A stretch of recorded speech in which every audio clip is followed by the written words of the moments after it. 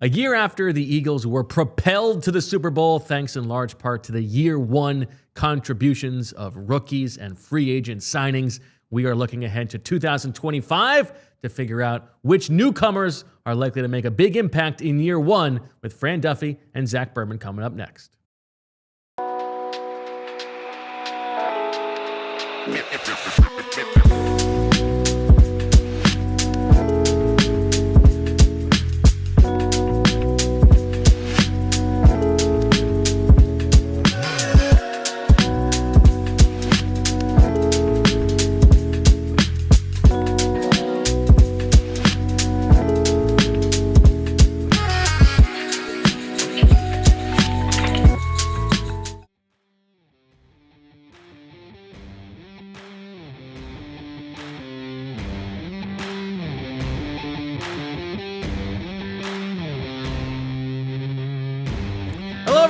And welcome to the PHLY Eagles podcast, closing out a big week on a Friday afternoon, presented by TrueMark Financial. We've got Fran Duffy, we've got Zack Baun. How you guys doing? Ready for the weekend? What do we got? What do we got planned? Doing great. I'm excited. It's Francis' birthday. Happy early birthday, Francis! Yeah, Francis turned 6 Here we on go. Saturday, so we got a whole big weekend planned out. It'll be fun. Very looking to end. Speaking of the Suns, we got Reed here. Yes, I have Reed here. He loves our studio. It's like he thinks it's the coolest thing what we do here. So I think it would be funny if out of an ad break he took your spot.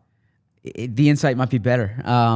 But this weekend's I'm spending time with family. I'll be down the shore a bit, and then I'll celebrate my anniversary, 9 years. So Very nice. excited for that. Anniversary. Thank you. It's next week, but I didn't want to burn a workday celebrating it. So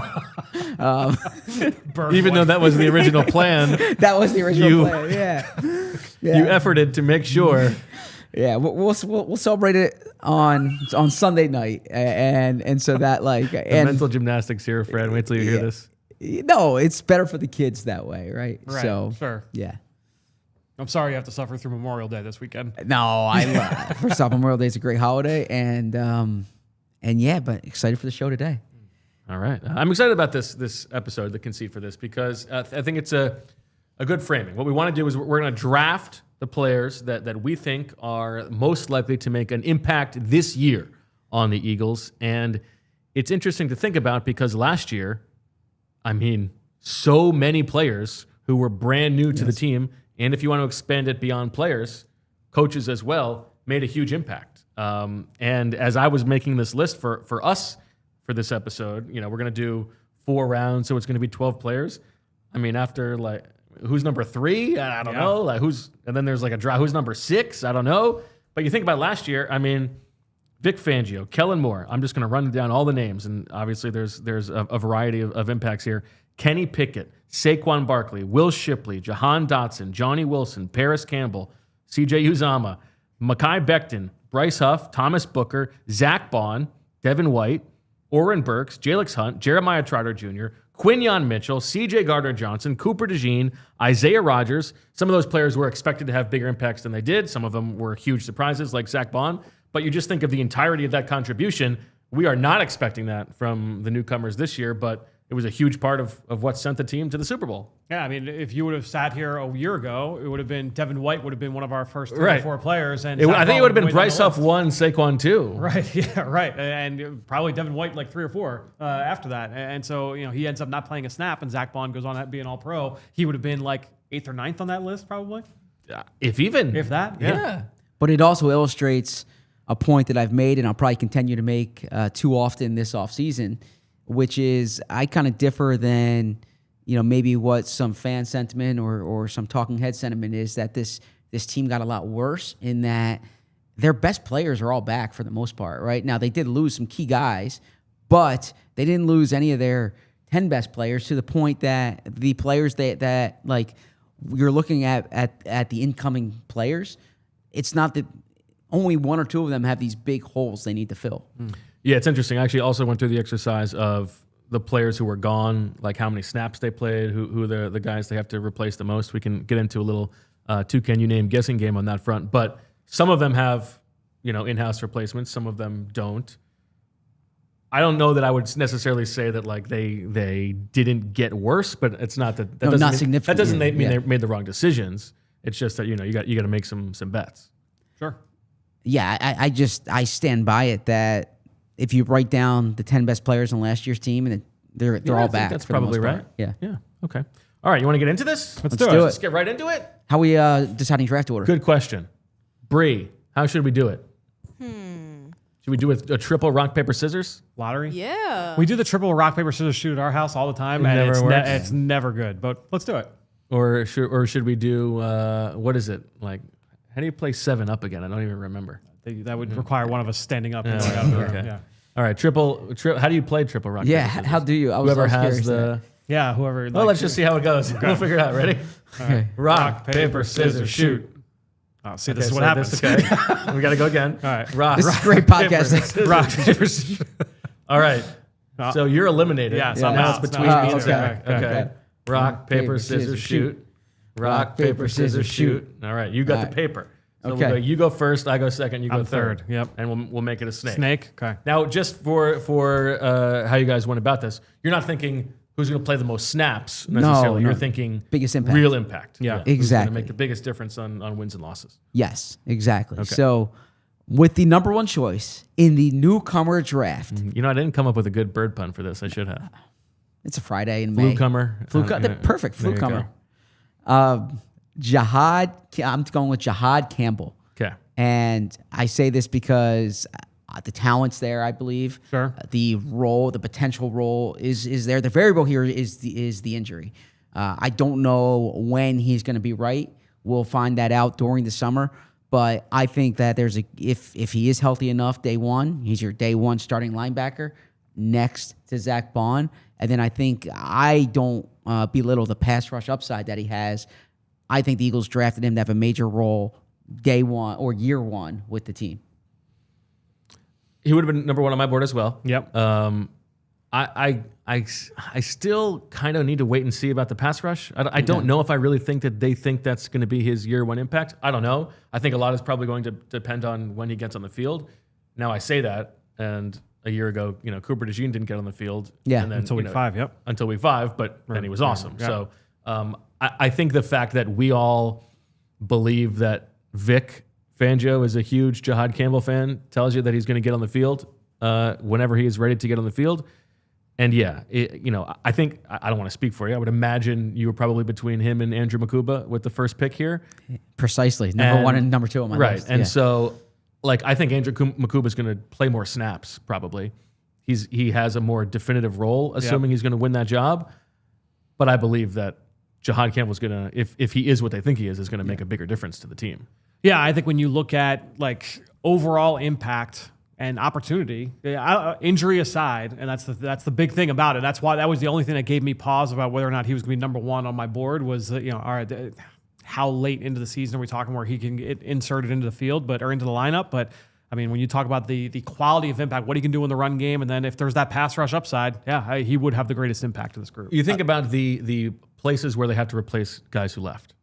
And I sort of include Nakobe Dean in guys who left here because, we don't know what we're going to see from him. I think it would be unrealistic to expect Andrew Mukuba to be better than CJ Gardner-Johnson as a rookie. I think he could be. Yeah. That's within the realm of possibilities, but you're hoping you're going to sort of hold serve there. I think it's unrealistic to expect that whoever, between Moro Ujima and more snaps for Jordan Davis, you're going to get better than Milton Williams. I think they'll still be fine, but you're, again, hoping to hold serve. Probably the same with Josh Sweat. And I think we probably underrate how good Nakobe Dean was when he was healthy last year. You're I right. think he was really good.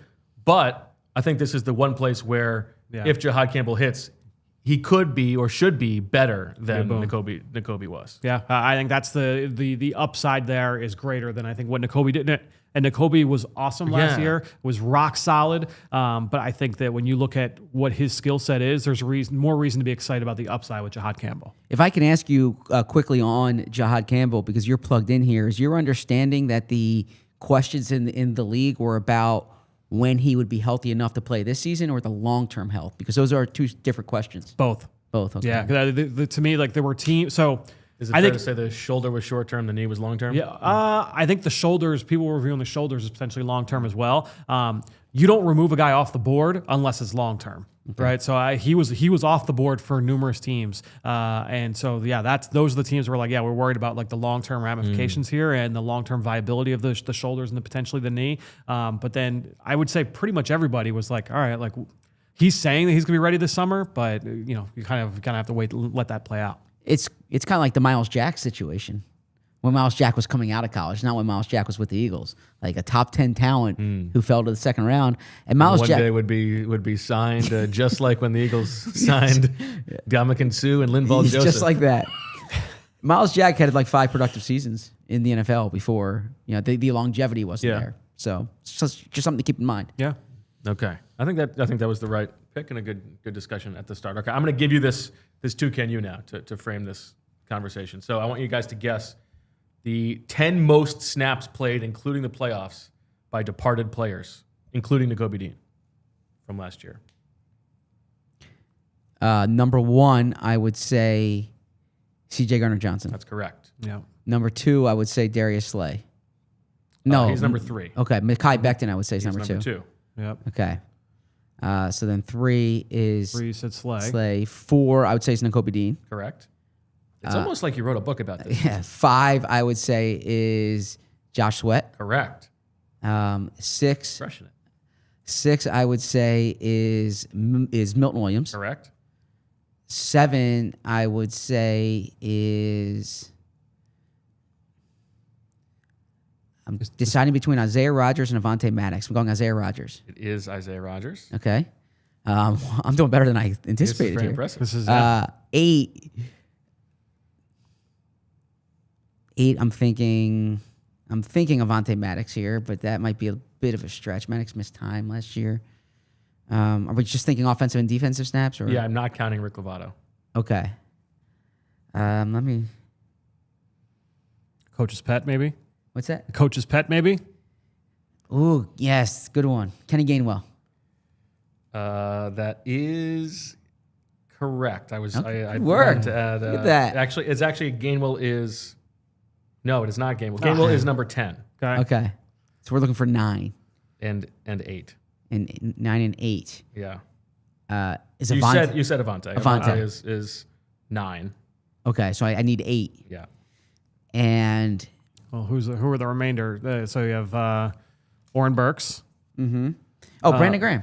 Oh, yeah. It's actually Oren Burks over Brandon Graham. Is that okay? Interesting. That surprises me. Well, including the playoffs. Oh, including playoffs. Yeah. Okay. But that's a lot of guys who played a big role. And then you sort of go down the list of, okay, who's replacing those guys? And all of that is to say, I think Andrew Mukuba is going to be the starting safety week 1. And again, I don't know that it's realistic to expect that they're going to make an improvement there.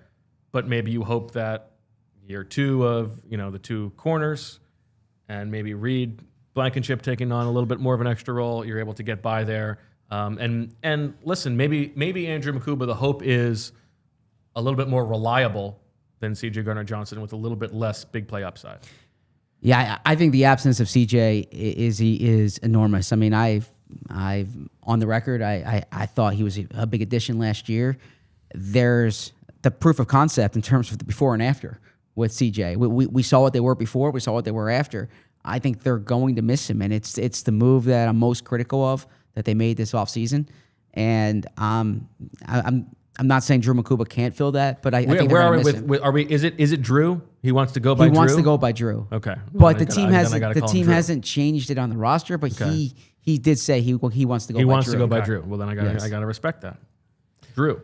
The way I kind of view it, I would almost like caution Eagles fans on this is to remember how much of an anomaly last year with Quinyon Mitchell and Cooper DeJean both playing to the level that they did is so abnormal for rookies to do right out of the gate. So I would expect, look, the way I look at Mukuba, if he hits his ceiling, I think that he is a steadier coverage presence than C.J. Gardner-Johnson. I think that he is a better zone coverage player, a better tackler, like in terms of like being able to come downhill consistently and take good angles and all that. The expectation for a rookie safety though is that it's gonna take some time. That said, like that secondary was just so well coached last year, so it would not shock me if he came in and like hit the ground running either. Ceiling aside, who's the better player on May 23rd, Drew Mukuba or Sidney Brown? If they were playing a game tomorrow, Yeah. not based on understanding, like you Right. know, just like the talent level that the player has right now. Mukuba. Mukuba. Yeah, Mukuba.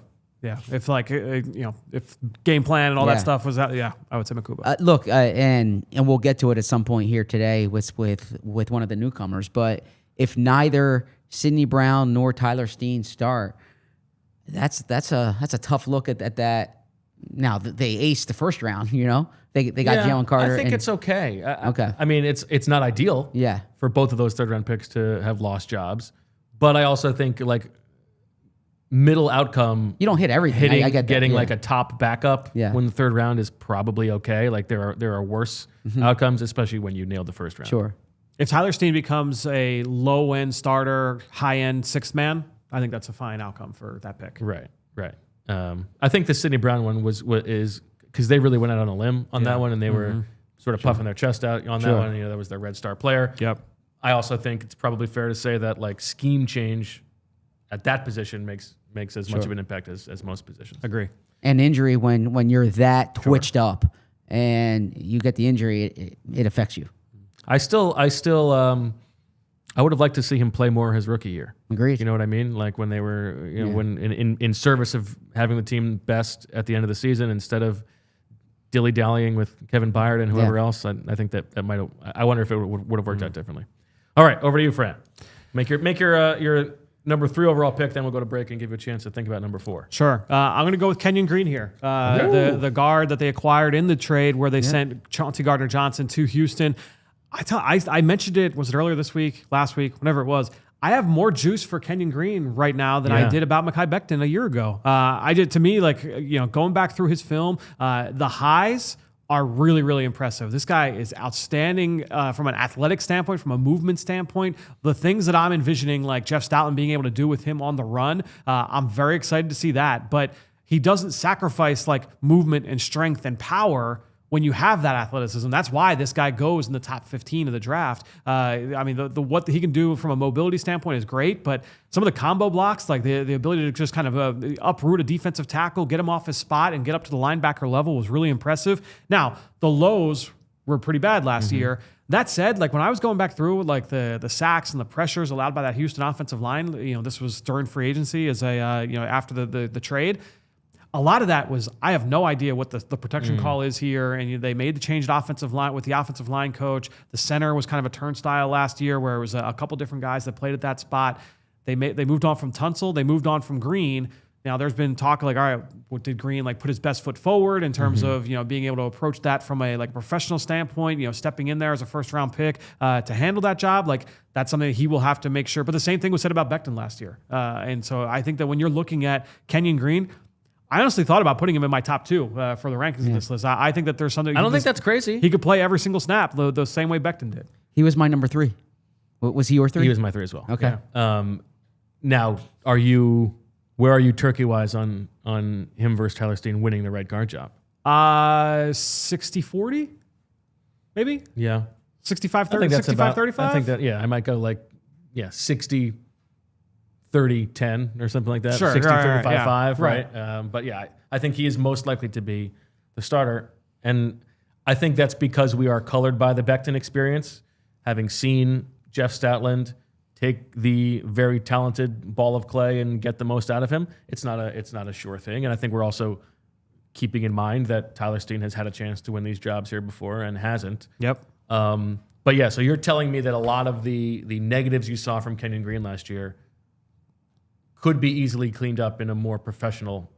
I thought so. Like, based off what I saw. Now, it wasn't every single negative, but a lot of the stuff there where you would attribute like, oh, this is a negative play by Kenyon Green. I would say there were extenuating factors and different circumstances there where I could like point the finger somewhere else and say like this wouldn't be the case in Philadelphia. Now, let me ask you, if you think that the Eagles are going to maintain this run first personality, yep. Does that play into Kenyon Green's favor versus Tyler Steen? Is that fair? They're probably not going to make the decision based on that. But no. if it's all tied and one guy's is it fair to say he's a more mauling run blocker and maybe Tyler Steen is a little bit more polished as a pass protector? Yeah, I think Steen is probably a little bit more polished, but I think that his tools are still outstanding enough where I'm not like you're not. To me, like I thought that Steen was clearly a better pass protector than Becton. Whereas when I look at Kenyon Green versus Steen, I think it's a closer battle there. Bo, you nailed last year the order of operation, how that was going to go. You're like, they're going to start off with Steen in there. What? Yeah. No, and you're like, there's going to be a day when, like, Steen gets banged up. They're going to say, just for numbers, we're going to look at Becton. And then they're going to be like, he was just so good, we can't take him off the field.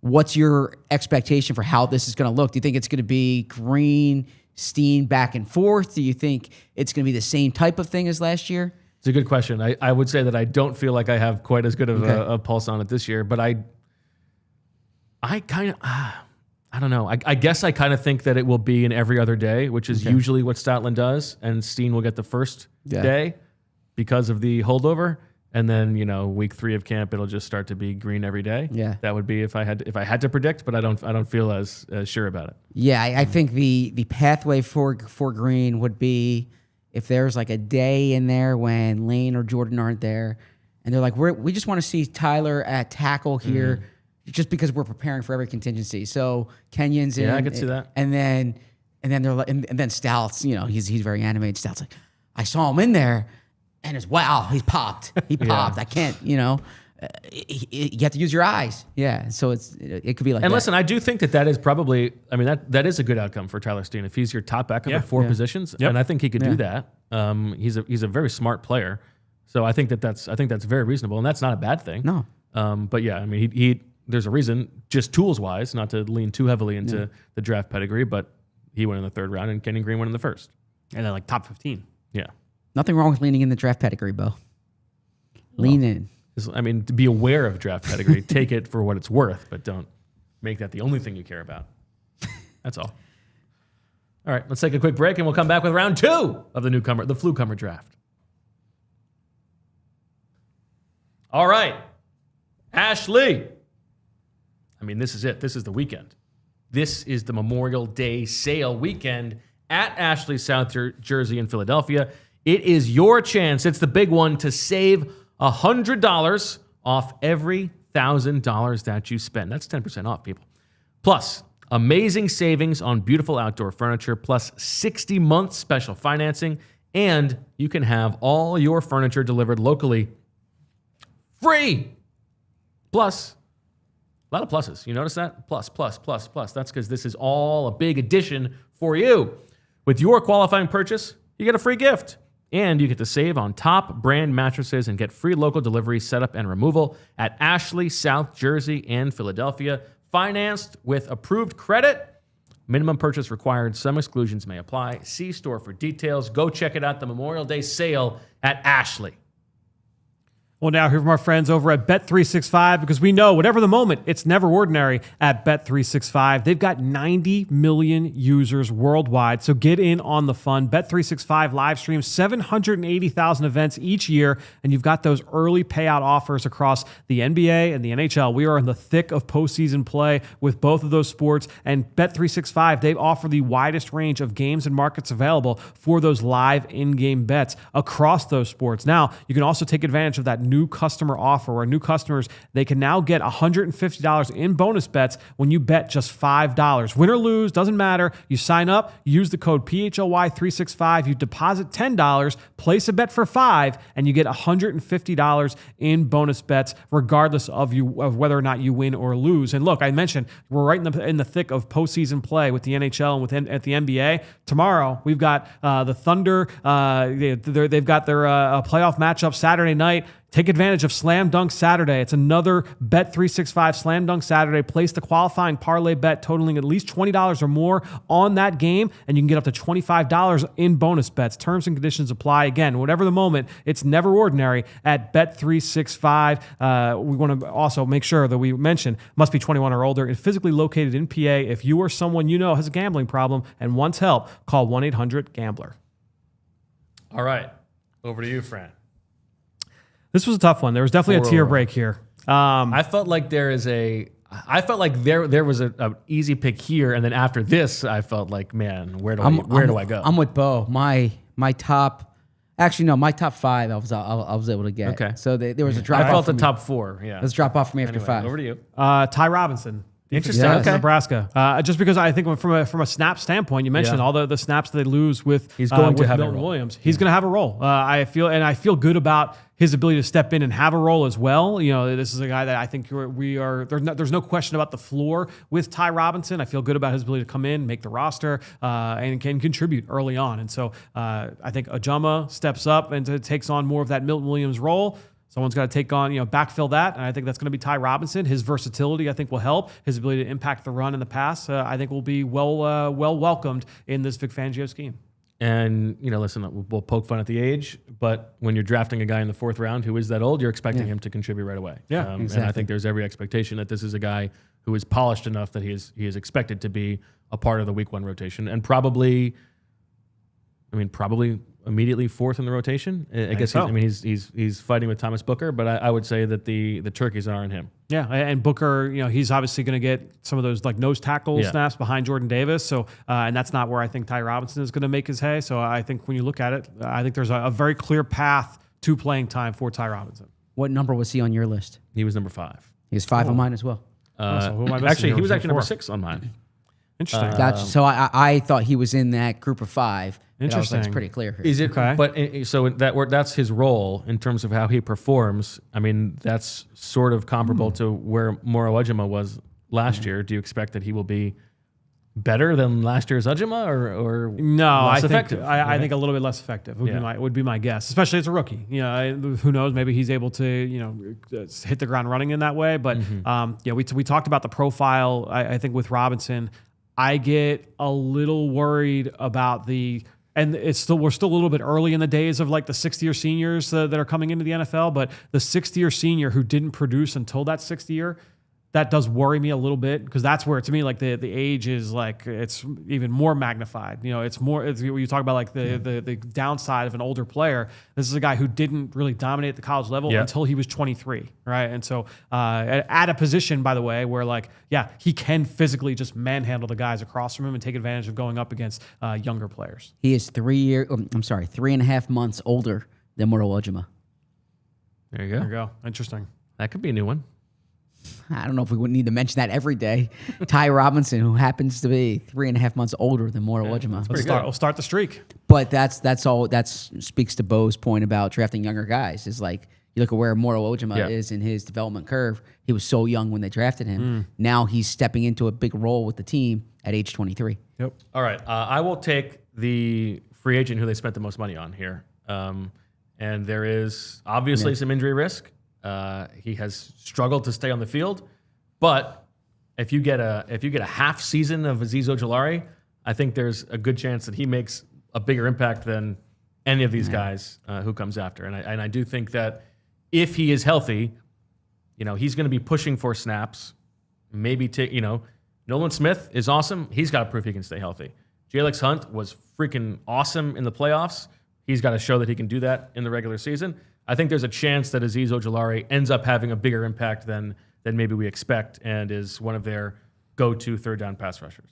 Yeah, I mean, he was 5th on my list, and the reason why I had him in the same tier as Robinson was just honestly the injury. Yeah, totally. And that's the reason you're able to get him for $4 million. Exactly. Yeah. And honestly, I was a little.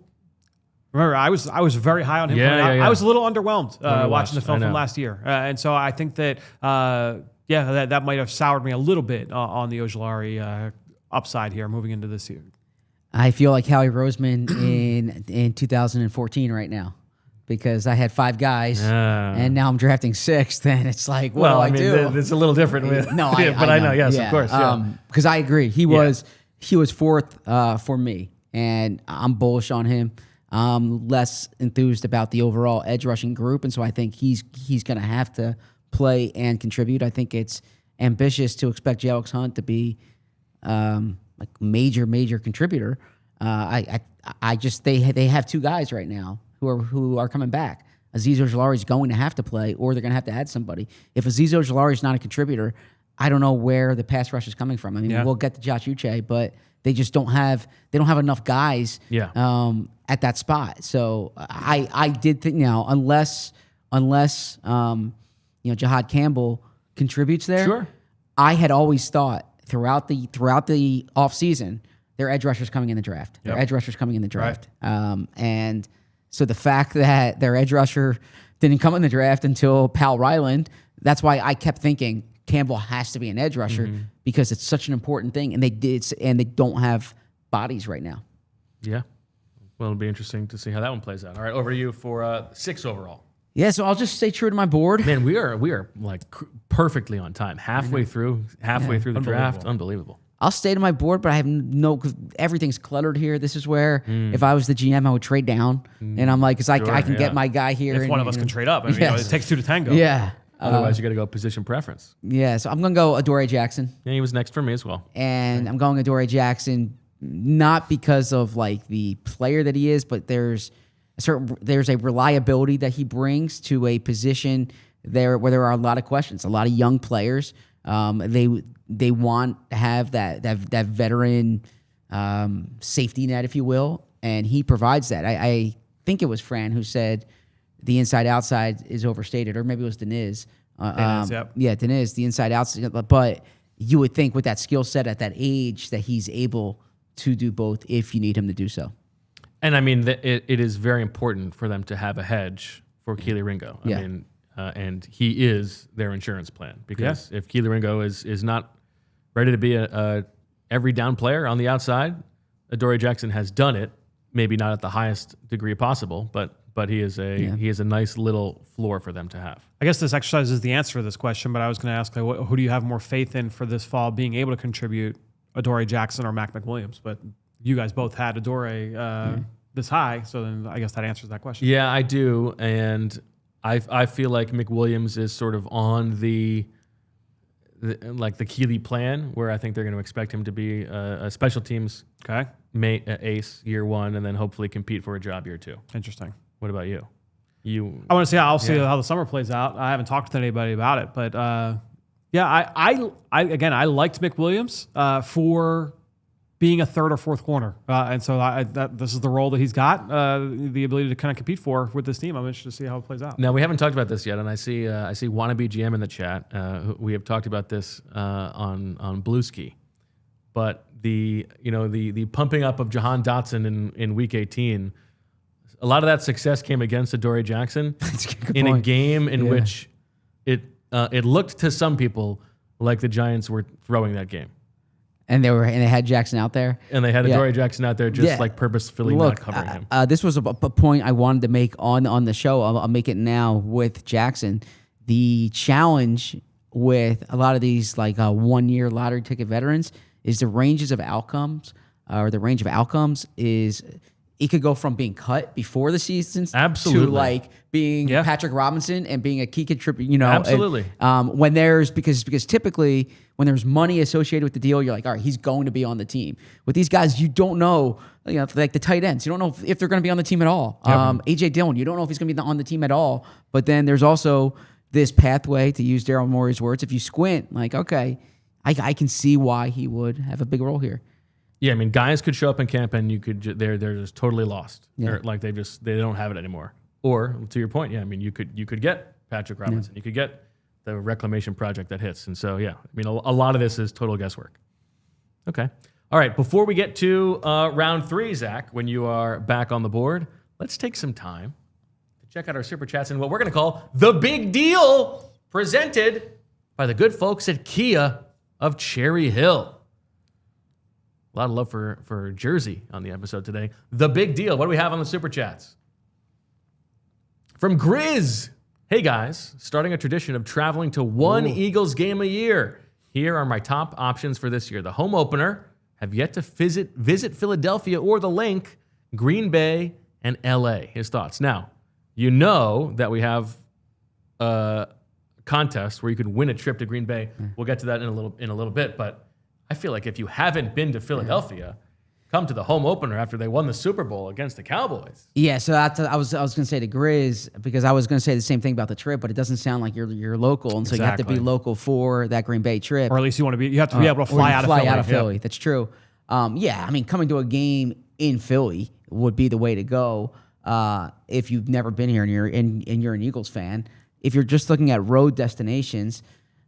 Now, Green Bay should be a bucket list item for devoted football fans once and not more than once. It's hard to get to.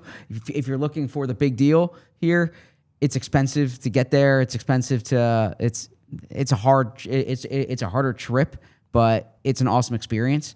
Los Angeles, I am with you, Grizz, man. That stadium, it's like the eighth wonder of the world. It is incredible. It's an incredible place to watch a game. It is, it's a real cool place. And then there's so much they do in LA. There's all these different neighborhoods where you have good food, food from all around the world there. The Intimate Dome. The Intuit Dome, yes, which is an awesome place to watch a basketball game. If you go, so I would say LA. Now I think too, if you look at this year's road trips, I mean Buffalo would be cool. It's their last year in that stadium, so this if you want to see a football game there, this is your last chance to do it. And this is very easy, Grizz. I'm not sure where you live, but the answer is you get a one-way flight, you fly to Philadelphia, you have fun at the Eagles game, you celebrate with all the Eagles fans, the Super Bowl, then you bop on over to Cherry Hill, get yourself a new Kia, and drive home. There you go. Look at that. Why not? What a plan. All right. You are up top of the third round, Zach. Top of the third round. 7 overall. And I can't trade down. Give me A.J. Dillon. Interesting. Yeah. And again, he might not make the team. Yeah, actually not on my board. And Will Shipley is going to be the number 2 running back, I think. But there's a proof of concept here. I think that's the second time I've used that phrase on the show. I don't want to overuse it. But A.J. Dillon's been successful in this league. I mean, he was an 800-yard rusher, and the Eagles don't have much depth there.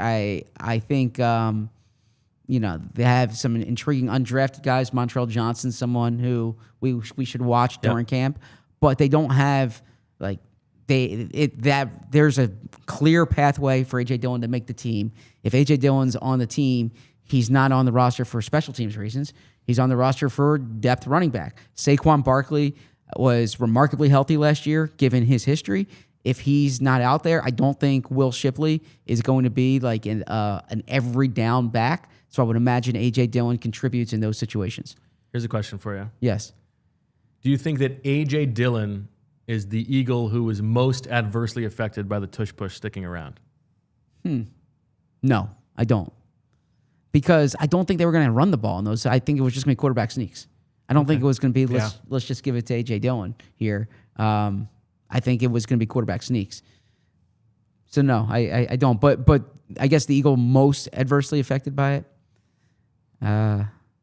Well, I suppose Jalen Hurts is going to have people landing on him all the time, but he was going to sneak anyways. So it's a good question. I got to think about that. Do you think they're more motivated to run more sneaks / pushes now that the rule was upheld? So that there's or less, like would they have run more regular sneaks to prove, hey, we could still do it without the push had it been taken away? I think there is going to be a little defiance there. I think so too. And just listening to Jason Kelce this morning on WIP, because it was framed to him, do you think the bigger threat to the tush push? The host, Joe DeCamara, I'll say their names. I hope they would say our names when they talk about our shows too. I hope so. Yep. His theory is that the bigger threat isn't teams stopping it; it's teams learning how to do it as effectively as the Eagles. And Jason was, and he's like, and that's what will cause the tush push to go away. And Jason's like, I disagree. It's someone getting injured. He's like, someone's going to get injured, and that's going to be what's going to cause it to go away. And so I think that, and Jason's like, it's not a dangerous play, but it's football. Like someone's going to get injured at some point, and that's going to be. Then they can point to it. That's going to be the smoking gun. Yeah. Okay. We are in real no man's land here for this draft. So I'll make my pick, and then we'll go to break, and I'll let you have your double here, friend. But I'm actually gonna go off my board, not off my board, but I'm gonna jump a player up from where I had him ranked, because the two guys ahead of him, I'm not even convinced they're definitely gonna make the team. Whereas I'm going Smile Mondon Jr. Ooh, interesting. Who is going to make this team, and I think there is an outcome where if Jihaad Campbell is really hampered and not ready to play early on, I think it's reasonable that Smile Mondon Jr. could outplay Jeremiah Trotter Jr. in camp and be the week 1 starting linebacker. That's a good point. Yeah, I like this. And I mean, I imagine he's going to be a core 4 special teams player, although we expected that from Trotter Jr. and he wasn't early on last year. Smile Monden Jr. was described to me internally, thought of as, those years when we were really hairy at linebacker with like Nate Gary starting and Alex Singleton starting. Joe Walker, linebacker. Smile Monden would have started for those teams. It's a great point. And he's probably not going to for this team. But if the eventuality is that they need a guy, I think it could be Smile Monden Jr. So I think he's going to be a player who Eagles fans are familiar with this year, which 7th overall in this draft is good enough. I like that pick. Yeah. You convinced me. And yeah, you're absolutely right in that a 5th round linebacker from Georgia who started at Georgia should be in consideration to play. I mean, there was a period of time when the Eagles were starting Jamar Chaney and Brian Roll, like rookies who they took in the 6th round, 7th round linebackers, right?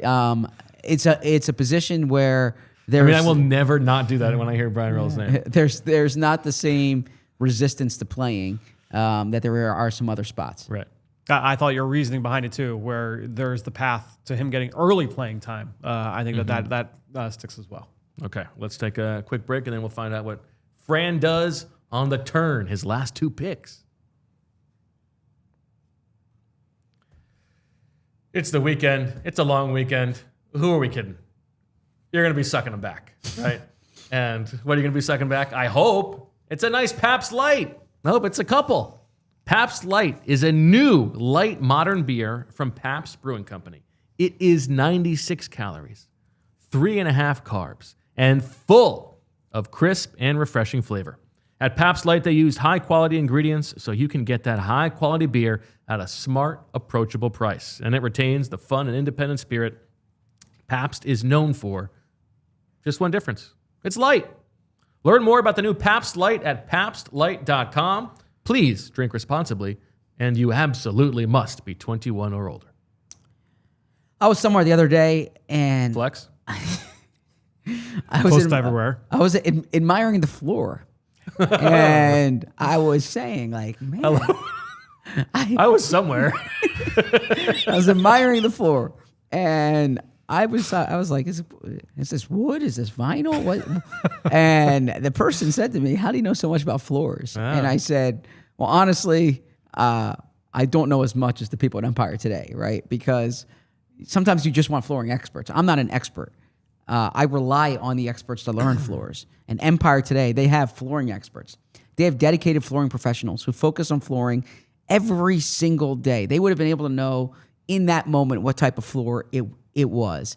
You know who wouldn't know that? The person at the big box store, the person who was doing sinks yesterday. They're doing light bulbs tomorrow. You think they know the difference between this floor and that floor? No. That's why you have to go to Empire Today. They live and breathe flooring. They will be with you every step of the way. It's a whole different ballgame. Their flooring experts bring the showroom right to you. So you pick the right flooring and the right colors for your space. You see how it looks with your furniture in your house. You talk about convenience. There's nothing more convenient about that. Also, I don't like to wait. I don't dislike waiting if it's worth waiting for. But when you have the option of being able to schedule the installation as soon as the next day, you get clear upfront and inclusive pricing. It's hard to beat that. Empire Today gives you that. Schedule a free in-home estimate today because some things are just better at home. PHLY listeners can receive a $350 discount when using promo code PHLY. Yes, you heard that right. A $350 discount with code PHLY. Restrictions apply. Visit EmpireToday.com/PHLY for full details. All right. How are you feeling, Fran? You're on the clock. Slim pickings here. I'm going to go Josh Uche. Okay. That was my guy. You know, Not in my top I think, 12. yeah, I think that if He's not in your top 12. Wow. that's interesting. Yeah, I just think like, all right, you know, Ojulari gets hurt. Sure, of course. Ojulari gets hurt in training camp. That opens up a spot. I think that Uche is a player that obviously look, they targeted, they wanted to bring in. They think he could be a fit for Vic Fangio. If you squint, you can see maybe he can be like an Andrew Van Ginkel kind of usage here with Vic Fangio. Some of the things that Van Ginkel did in Miami, not the entire package, but in terms of moving him around. So that's the path there. I will say, I I would put the turkeys on. It's more likely that he doesn't make the roster. I agree.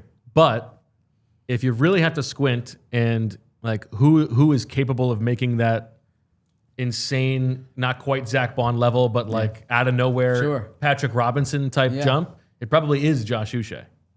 Yeah. He's had double-digit sacks before, right? I mean, we've seen it.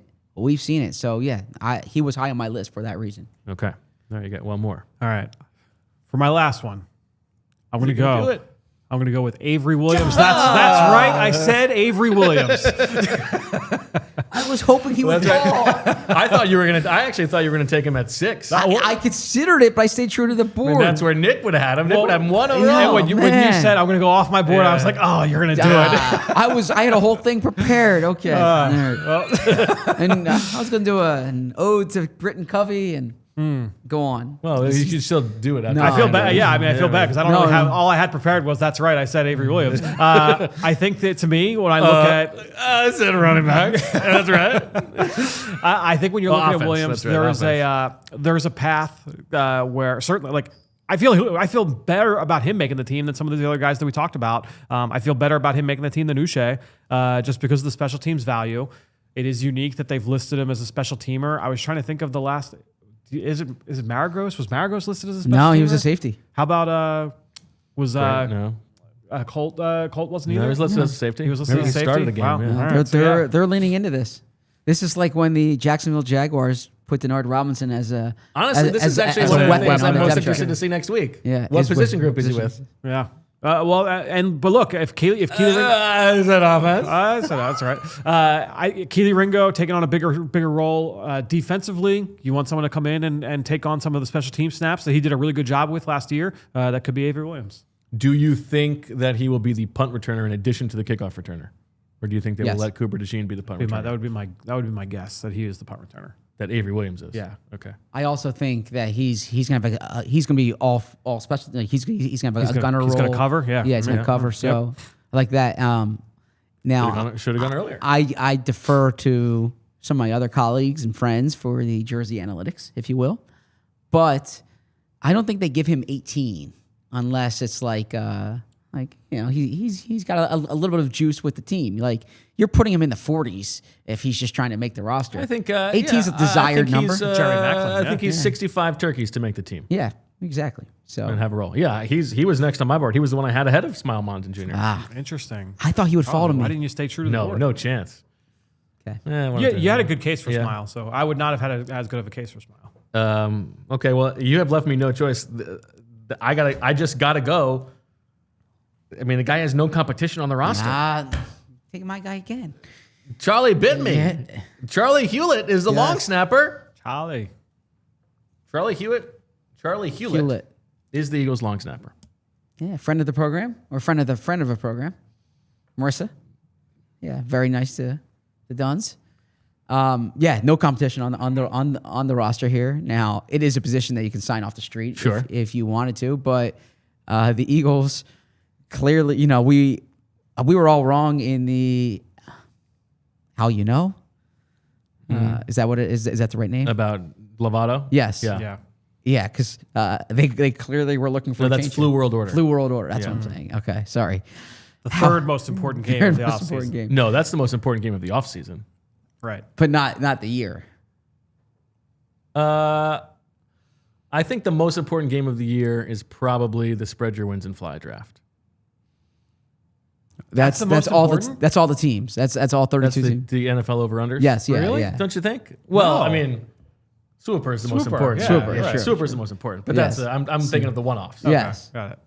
Okay, that's it. Because that's not Eagles. That's not do no Yeah, Eagles. Interesting. I think there's I would go. Actually, you're probably right. Flu World Order is probably after. It probably goes Swooper, Flu World Order, spread your wins and fly, and then pick your choice of the draft games. The last one. Probably the The futures contracts one's the last one. That's the. I mean, that's for the real. Nobody even remembers. Actually, the lowest is the schedule prediction one that we did that I didn't even know about until I looked at it again a year later. Yeah. Yes. That's what makes you a good host. These framing devices. Okay. Charlie Hewlett. So you get to make our Mr. Relevant pick. I got to pull the computer back up. My laptop, it loses juice so quickly. It really does. So got to stay true to the board. But you know what? I'm actually going to deviate from the board here for this reason. Look, what a terrible reflection of draft strategy. I'm All of us deviating just from the bouncing board around. because my next one here is Mac McWilliams, but we already discussed Mac McWilliams. Yeah, he was next for me as well. So I want to bring up someone who I think for reason, let's just very quickly say he's going to make the team exactly as a 5th round pick, and he will have a special teams role, and there is a path to him getting on the field on defense. Yes. So because we already mentioned him, I want to go with somebody else here to close it out, and I'm going to go with another friend of the program. Harrison Bryant. He was next after McWilliams. Okay, Harrison Bryant, tight end. Okay. And he's someone who had some juice, I shouldn't say juice. There was a little bit of steam behind him when he was with the Browns, and he goes to the Raiders last year as a free agent. Yep. And then they draft over him, right? And he gets dropped down to third. That must be such a bummer. That is tough as a free agent. Yeah. That goes to a conversation Fran and I had. They should have the draft before free agency and not after free agency. But he gets drafted over.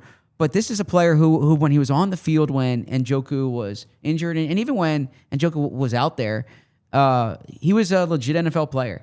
And this is a position where the Eagles don't have a lot of depth. There are question marks for who that third tight end is going to be. If the threshold is, are you better than what C.J. Uzomah was last year, or what E.J. Jenkins could be, or Kylan Granson could be, then I think Harrison Bryant could exceed that. I had said he wasn't much of a blocker when there was talk like he's a good blocker. Coming out of Florida Atlantic, he wasn't much of a blocker, but with the Browns, he kind of built that part of his game up, and I think there's a chance that I think Calcaterra is the number 2 tight end, but I think Harrison Bryant's going to be on the team and can push for a role as the number 2 tight end. I mean, C.J. Uzomah played 11% of the snaps in the regular season last year, right? That's a real role. Yeah. And I think Harrison Bryant should be better than C.J. Uzomah was last year. Now, you were a little bit surprised that he had him over Kylan Granson. I also would have had Bryant over Granson. You have Granson over Bryant? Really? Yeah, I mean, just, I don't, not like exponentially, but I had him on my list ahead of Bryant. I just think there's probably a little bit more juice there as a pass catcher, but there's probably maybe too much similarity between he and Calcaterra. So I think that's probably fair. Yeah, I tilt Harrison Bryant as well. I agree with you. So Bo and I are Bryant guys. You're a Granson guy. We'll see how this plays out during camp. Sure. Yes. We're gonna bully you over Kylan Granson. Can't wait. We'll watch the tight end safety one-on-one drills in the far side of field 2 in the middle of the field. Did you guys also make a top 12? Is that what you? Yeah, top 12. So did you have anyone on your board who didn't get drafted? No. I did. I had Kendall Lamb at 12. Okay, is the swing tackle? Yeah, and I'm not even sure he's going to make the team. I mean, I don't even know if I would go over 50 turkeys that he's going to make the team. But if he does, the game day swing tackle has a good chance of starting games. You're right. I had Drew Kendall at 12. Okay. I could see that too. If there's again, knock on wood, if there's a Cam Jurgens injury, like Drew Kendall, I don't know if he gets thrust into the starting lineup, but is next man up at the very least. Well, I am curious about that. Jason Kelsey's second year as a starting center. He got injured week 2. Baltimore. Yeah. Yep. And so when you get injured, because if you get injured in training camp, they could bring someone in. If you get injured week 2, it's the guys you have, right, for the most part. So in that case, do they move Landon Dickerson over, or is Drew Kendall your center going forward? Depends on how the summer plays out. Sure. I would think they would move Landon. That'd be my guess. And then you have Steen. Or Green. So you have Steen and Green at guards. I don't know. I think they might go Drew Kendall. Interesting. I think long term they would not want Landon at center. I could be wrong though. I don't think they want it long term either. But if you're trying to get your best 5, that would be pretty damning on Tyler Steen. I think unless Kendall comes in and just lights it up this summer, and looks awesome and like handles the mental load as a rookie, I think that would be damning. Yeah, it's interesting. How about Antoine Powell-Ryland? Was he in consideration for you guys? He was in consideration. He did not get in over the other 2 edge rushers. But again, this is the position that I'm most concerned about for the Eagles is edge rusher. Because now safety, you could argue, but I think edge rusher is more important than safety, and I just don't like what their depth chart looks like. And so I think Powell Ryland has a pathway. I mean, there's the guys who are in front of him are 2 guys on 1-year deals, right? The Eagles don't have much invested in either one. The Ojulari contract is similar to the Zack Baun last year, where you expect him to be on the team. But Josh Uche, there's not a big investment there. So yeah, if Powell Ryland looks good, he could be the 4th edge rusher this year, and the 4th edge rusher has a role, although not necessarily with Vic Fangio sometimes. Right. Now, last question. You texted us before the show to ask if Kevin Patullo counted, and I decided he didn't. He was in the like. I think that's fair. Keely Ringo was kind of a similar thing. Like he was in a different job, was expected to make a jump. But did you consider Scott Loeffler? No, I did not consider Scott Loeffler. But I thought that it was worthwhile bringing Patullo into the conversation just in case. Or Parks Frazier? Did not think about Parks Frazier. Parks Frazier got a mention from Jalen the other day. Yeah. Yeah. That blew me away. No Joe Douglas on this list. Oh, I see it. Oh. Yep. You see the mouse? I saw something moving the periphery. I'm always. I saw it this morning, but only in my. We say it like there's only one. Who are we Yeah. kidding? Someone said we need a house cat, right? Which I'm we in just I'm in on 10 of cat. them. I'm not a big cat guy, but not a cat guy. I could be convinced. I will say it again. The fact that they come out in the daytime is brazen and a bad news for what's going on behind those walls. I mean, I shouldn't say this on the show. They already started it.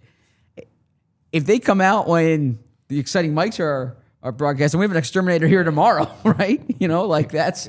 I would hope so. Yeah, so that's what I'm saying. So, I'll tell Cooper putting a word about the mice here for us. I'm glad that Reed's got his feet up on the Yeah, sofa. he does. Yeah. I was happy to see that as well. Further away. All right. How did this make you guys feel about the constitution of the roster in general? That I know you said in the beginning that there hasn't been that much turnover because the roster itself is so healthy, but it is interesting that they're not really built to expect much year one contribution from new players. No, and I feel good about this roster overall. I mean, I think it's loaded. I keep going back. I've had this debate with people, and it's the expression I keep using. Write down their 10 best players. They're all back. I think you win with blue chip guys. You can find, as Howie says, you can find backups. Right? There's still, they'll see what the safeties look like. They'll see what their edge rushers look like. My big concern though is edge rusher. Now, I feel bad because as I was saying, the path to playing, I didn't even mention Bryce Huff. Like it's very real that Bryce Huff is your 2nd or 3rd edge rusher, and everything's fine. I didn't mention him either. Yeah, I mean he's a $17 million a year player who has had double-digit sacks. But I believe strongly in rushing the quarterback, and that's my biggest question about the team right now. Do you think, I would imagine you do, but tell me if I'm wrong, if they're going to make a summer addition of, any consequence, is that the position you think is most likely? Definitely, outside of injury. Know, if someone goes down at a position where they're weak, they're going to have to add, right? Mm-hmm. But yeah, I think edge rusher this year reminds me a bit of wide receiver last year, where I still think they can make that. Do you think veteran safety is a possibility? As a safety net, no pun intended, but I think they have 2 guys they're going to take a look at. Yeah. I also think Howie, now I can't speak for, I don't know Vic well enough to kind of know his proclivities, but Howie has been burned in the past by veteran safeties. And I think that he probably keeps that in the back of his mind. Like that's a position. He's had some pretty good success with veteran safeties too, though. I mean, Malcolm and Rodney, obviously. Those guys weren't. No. They were like, there in their mid-20s. I'm saying like the. Oh, I see what you're saying. Yeah. I'm saying no. Like if you're trying to. I see what you mean. The end of career guys. Kenny Phillips, OJ Atogwe. Yeah. I mean, what Byard? No. Byard wasn't in his 30s, but. Well, I was thinking of like Anthony Harris. You got one year, and then exactly. Yeah. The injury. Clubs. Very good. Yeah. I would also say this is not a starting caliber guy, but I do think that a veteran linebacker is possible, especially Yeah. when you check in on Jihaad Campbell's health. Like, I mean, they don't have enough guys to take reps in training camp right now who are healthy. Yeah. So Right. we'll see how that plays out. All right. It's time. We jumped it. Zach, where are we? Overtime. Did you see the Eagles' Instagram account today? I did. I did not. They went. First off, they went to the Palestra. Yeah, I love that. Where I know Bo's played at the Palestra. Have you played in those games with Spadero? I've never played at the Palestra. No. Okay. A lot of fun. I've been to the Palestra a lot. Yeah. I've taken shots there, like jump shots there, and not, but I've never played pickup there. But the Eagles were there today. Yeah. I didn't have the sound on when I was watching it, but based on the graphics, they did a good job.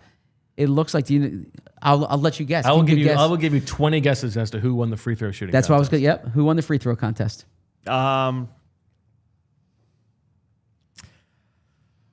His name has come up on the show. That's the hint. On this show, And we- Avery We've talked about Williams. sports. No, what do you got? it is a very surprising Yeah. who won the free throw shooting. You think it's contest. surprising? I do. Yeah. Based on the build, or based on? Yeah. Based on, I mean, you would not expect Oh, Drew Kendall. an offensive lineman to win the free throw shooting contest. Not Drew Kendall. Kenyon Green. Not Kenyon Green. Tyler Steen. Not Tyler Steen. What So offensive clearly, this is a hard one to pick. What other offensive lineman we talked about today? Yeah, I actually thought that was a misleading Right. clue. We barely mentioned him, but we did. Oh. But he came up on the show. Yeah. All right, what do we We got? talked about almost the whole roster on the Okay. show. Cam Jurgens. Cam Jurgens. Nice. What'd you think of his form? It's surprising from the free throw shooting winner, but yeah, he clearly shot some free throws before. Got the job done.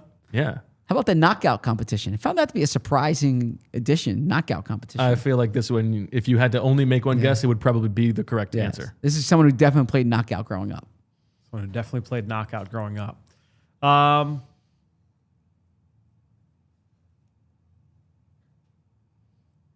Lane. AJ. Lane. Yeah, I'm just no, what do you got? What do you got? Cooper DeJean. Cooper DeJean. That's a good one. Yeah, it's a good one. What a terrible guess. Lane. I was not prepared for this line of questioning. All right, that's this one. Here's another one you will definitely not get. Okay. Which Eagle successfully nailed a one-handed backwards half-court shot? This surprised me. One-handed backwards half-court shot. Much to the delight of Jalen Hurts. Which is a good clue, actually. Okay. This has to be someone Jalen respects, right? Yeah. Right. Yeah. Right. Yeah. Parks Frazier.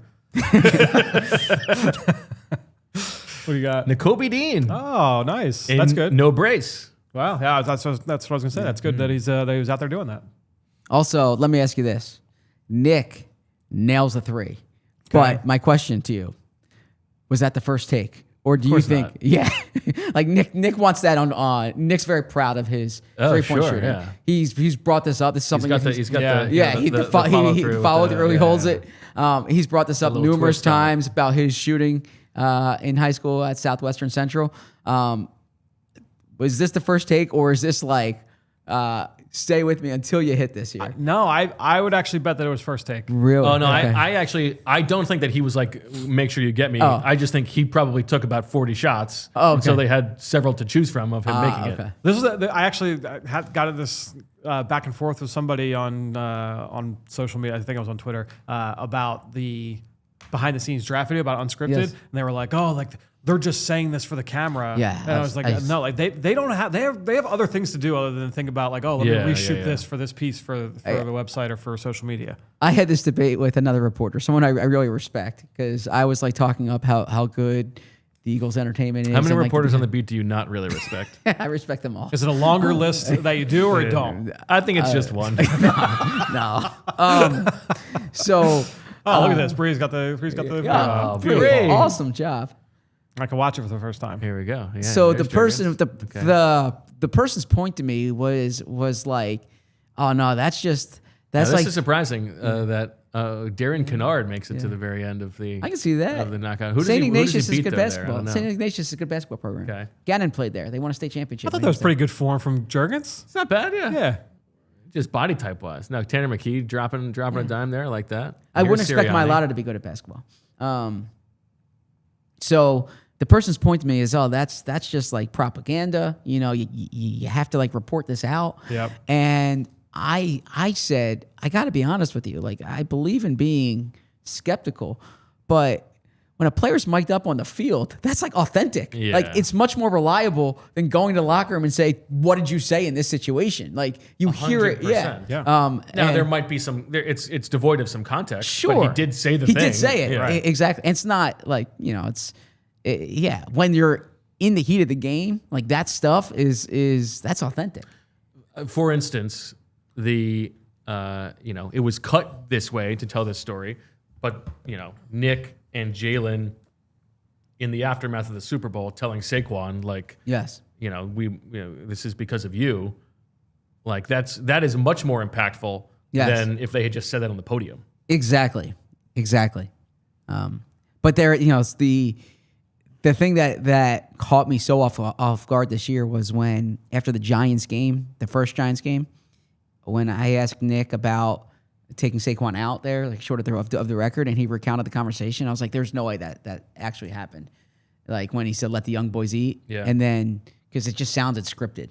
And then it's like, wow, that actually happened. He found out that it was actually and unscripted. that was like verbatim. I told Nick, I'm like, you said that verbatim. And Nick was like, yeah, of course. So Zach had to answer questions. I had to answer questions. I feel like you're the one to answer. I would save this for overtime. Okay. Oh, I'm I going like to do a this. quick blind ranking. Okay. All right. We'll do a really quick one. Eagles flag football. Who would be best? So you got to pick the Eagles that would be best in the flag football. We know the flag football news. Oh, That noise is yeah, definitely, okay. definitely a mouse. So they're going to. You just saw a mouse? I just heard something bang. Yeah, this was. Oh, that was that you? Okay, I was gonna say that was the yeah. mouse. All right. Who would be best representing the Eagles in the flag football for the Olympics? You have to rank them without knowing who comes next. Obviously, How many? Five. 5. Okay. In what position? I went okay. position agnostic. Okay. So you're just drafting just to your flag football team. Number 1, Keely Ringo. I mean, I don't know how nasty you're going to be here. That's the part of the game. And if you're going to give me Kendall Lamb, but Damn, Kendall Land shade. well, you're projecting 2 years out. I'm going to go Ringo 4. Okay. Will Shipley. Oof. That's a I good mean, one. I don't really want to be running the ball in flag football. He can do everything. Yeah. I disagree with that. In flag football? In space, so that lateral quickness. Yes. Good at play lacrosse. I'm going to go 3. Okay. Jordan Mailata. Well, that's a tough one. Yeah. 5. Okay. Cooper DeJean. 1. Okay. Jordan Davis. Ah! Got burned. Jordan Davis. Burned on Jordan Davis. I thought I was going to be in good shape. So, yeah, I got to put Jordan Davis, too. If I had to redo it, I would go DeJean, Ringo, Shipley, Mailata, Davis. I think that's how I would rank it. I might do Shipley ahead of Ringo Yeah, you could Yeah. talk me into that. for flag. Yeah, I could see that being better. Do you think there's any chance the Eagles will let a guy participate? No, I don't. It would surprise me. Yeah. And if you had to only pick one, if you were in charge of the USA flag football team, would it be AJ? Definitely. Yeah. Definitely. But I just don't, I certainly don't want to be like, Ooh, anti-American? Oh, no, anti-Olympics. No. This is the no. anti-Olympic take. No, like I understand there's a world that exists beyond the United States. Like I'm not so like sheltered and minded or Thank God closed-minded for in that. Like I closed-minded in that regard. I don't see how anyone competes with the United States in flag football. I could be wrong. Perhaps that it's there are countries that are really building their flag football programs. Right. It's just If kids play there's football a team here. that can like basically turn it into a rugby Yeah, game. yeah, and maybe they've got that. a different strategy with blocking and stuff. Yeah, but I just have a hard time. I feel like this was put in because the Olympics is in the United States. What do you guys think of the opinion? I forget the player that said this, but it's a player that participates in flag football who says like, why do these NFL players think they just come in and just take over our sport? Yeah, I disagree with them there. Oh, I think that's a fine take. I actually I think that there's something to be said there. I have no idea. I haven't watched it. But No, because I think I mean, it is a bit of a different game. Yeah. Like the you take away the physicality. That's true. And like you want like a quarterback who can really move. Like that's a big part of the game, right? Like the guy who's the quarterback of the championship team is like a much different type of athlete. Yep. And there's like throwing while you're running, and like if you really play the sport of flag football competitively, it looks a lot different than it does to us as NFL fans. Yeah, but it's if you watched like that Netflix documentary on the basketball at the Olympics in France, and there's that sit down with Kevin Durant where he was talking about like he was asked about these other countries who play together year round, and he was just like, "Come on, like you have Steph Curry in this situation here." Yeah. It's like, all right, we'll take our chances, and that's kind of how I view it. I think I'm trying to decide if this is true. I think I would be more interested in watching it if it didn't have NFL players. Right. Or maybe if it had, Is he in the current, chat? you can't have Yes, current he is. NFL players. Oh, he's in the chat. Reed is in the Yeah. chat. Correct. Is he allowed to come in? Absolutely. Come on. Come on. This is the quote really I'm quick. so excited. Daryl Doucette. Hoosh Doucette. I think that's right. You want to come on? Say hi. I appreciate Give it in that. the chat. How about a read? Read. He is. My man right here, my best friend. I believe, Yeah. aside from Fran and PHLY employees, this is the first chat sicko to ever make it on the show. It's true. I think so. I appreciate you coming on. He's a little nervous. Read. He watches all the shows. I know that you and your dad were talking about this draft on your way in here. Who was your number one? Who do you think is going to make the biggest year one addition? Of the new players who are with the Eagles. Jihaad Campbell. Jihaad Campbell. Campbell. Good Yes. choice. That's Good number choice. one. It's consensus big board for a reason. Yep. The guy knows ball. Yes. All right. Well, let's let Reed close us out. Reed, I'm going to ask you at the very end. I'm going to ask you to say, "We love you." Okay. So, enjoy your Memorial Day weekend, everybody. For Bree and Zach and Fran, I'm Bo. We'll talk to you Monday at 2:00. And as always, I love you. yeah. We all silly like the mayor.